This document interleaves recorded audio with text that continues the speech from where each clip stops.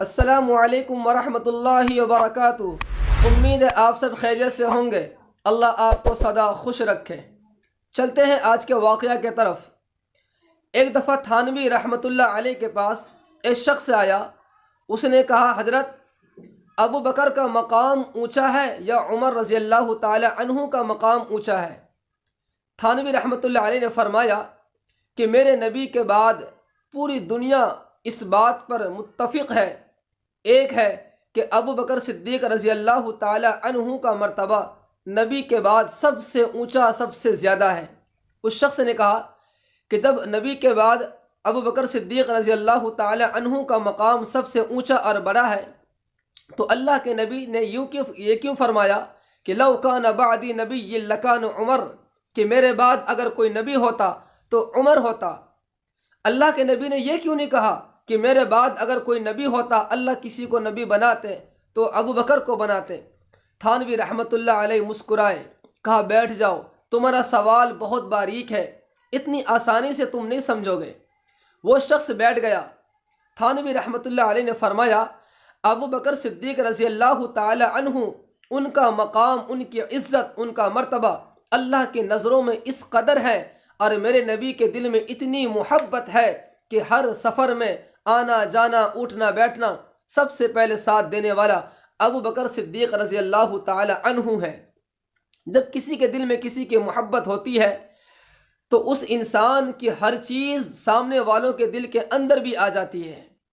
ابو بکر کا مقام اتنا اونچا ہے، اتنا بڑا ہے کہ میرے نبی کو یہ الفاظ کہتے ہوئے میرے نبی شرما گئے کہ میں کیسے کہوں ابو بکر کے بارے میں کہ وہ میرے بعد ہوتا یا وہ میرے پیچھے آئے، یعنی کہ پیچھے کا الفاظ میرے بعد کوئی ہوتا تو ابو بکر ہوتا، یہ بعد والا الفاظ ابو بکر کی شان کے خلاف ہے۔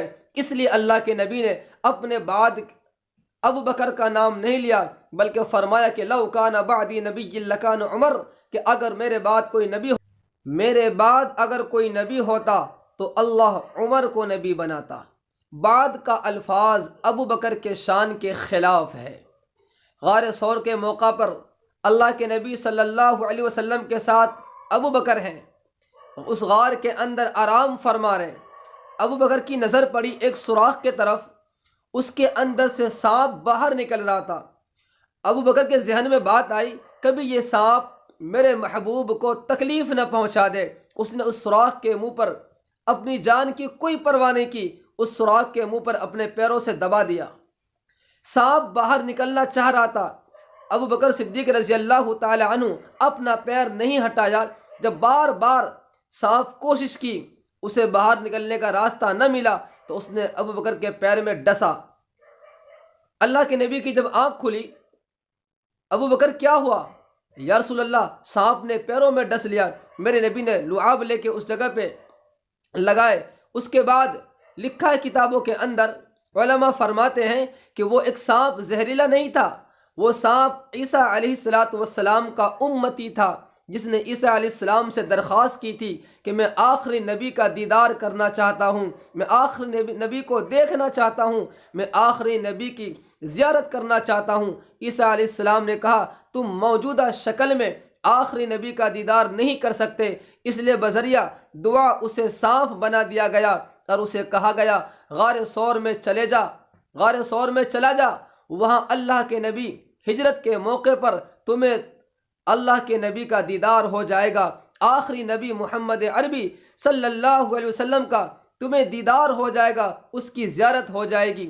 ایک سانپ کے دل میں اتنی تمنا تھی آخری نبی کو دیکھنے کی، ایک سانپ میرے نبی کا دیدار کرنا چاہ رہے تھے۔ خدا کی قسم، آج ہم آخری نبی کی امت ہیں، ہمارے ذہن کے اندر یہ بات کبھی نہیں آتی، پتہ نہیں میرا نبی مجھ سے راضی ہے کہ نہیں، پتہ نہیں نبی کی وجہ سے کبھی اللہ نہ روٹھ جائے، ہماری زندگی تباہ نہ ہو جائے۔ آج کا مسلمان، تمام مخلوق کے دل میں نبی کی محبت ہے کہ نبی کو دیکھ لوں، نبی کا دیدار کر لوں۔ ہم تو انسان ہیں، آخری نبی کی امت ہیں، ہمارے لیے میرے نبی نے پتھر کھائے، ہمارے لیے میرے نبی روتے روتے اس دنیا سے چلے گئے۔ خدا کی قسم مسلمانوں، اپنے نبی کا دیدار کرنے کا دل میں شوق رکھو، اپنے نبی کی زیارت کرنے کا دل میں شوق رکھو، اس کے طریقے پہ چلو، پھر اللہ کو راضی کرو۔ یہ قصہ، یہ واقعہ سنانے کا مقصد اور منشا یہ تھا کہ میں آپ کو